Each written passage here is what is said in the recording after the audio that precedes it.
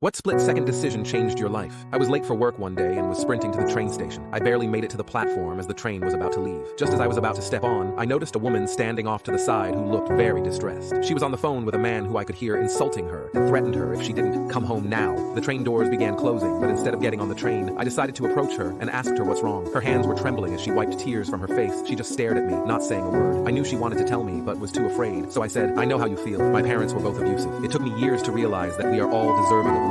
You don't deserve to be treated like that." She started tearing up even more. I told her she didn't have to go home to him, and she could stay at my place if she needed somewhere to go. But again, she was silent. So I gave her my number and told her to call me if she ever changes her mind. That night, she called me, bawling her eyes out, begging me to pick her up. I drove faster than I've ever driven. When she got in my car, she was badly bruised and bleeding. I took her to the hospital and stayed there all night with her. Soon after, she moved in with me, and 10 years later, we are now married with 2 beautiful children. Not getting on that train really changed